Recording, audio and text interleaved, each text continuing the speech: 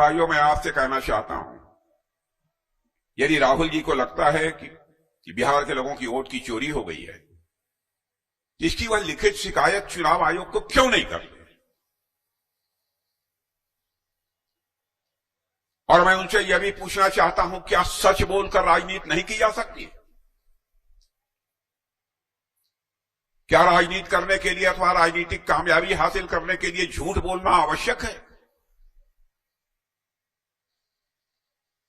बहनों भाइयों, जो हमारा लंबा राजनीतिक जीवन रहा है, मैं कह सकता हूं, सार्थक राजनीति यदि की जा सकती है तो केवल और केवल सच बोलकर ही सार्थक राजनीति की जा सकती है, झूठ बोलकर नहीं की जा सकती है। आपके पास मुद्दों का काल है।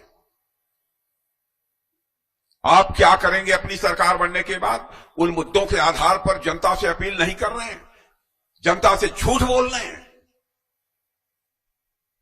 जनता को गुमराह करने की कोशिश कर रहे हैं।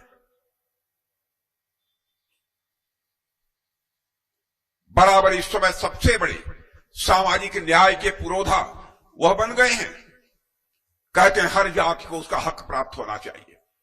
बहनों भाइयों, समाज में सभी, चाहे कोई किसी वर्ग का हो,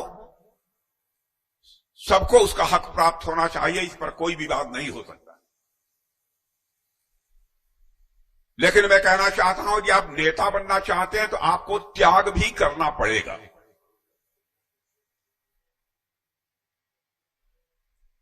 आप कांग्रेस पार्टी के नेता हैं, नेता विरोधी दल जब बनने का सवाल आया तब आपको कोई पिछड़ा वर्ग का नहीं दिखाई दिया, आपको कोई आदिवासी नहीं दिखाई दिया, आपको कोई मुसलमान नहीं दिखाई दिया, आपको कोई अनुसूचित वर्ग नहीं दिखाई दिया। स्वयं नेता विरोधी दल बनकर बैठ गए और आप सामाजिक न्याय के पुरोधा बनते हैं।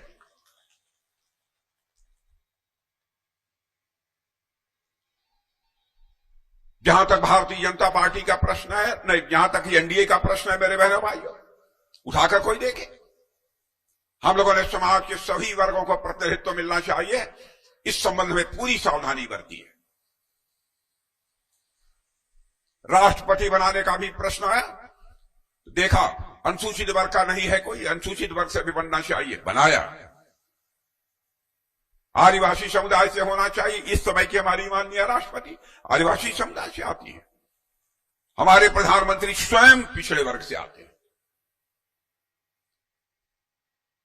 लेकिन अन्य वर्गों को भी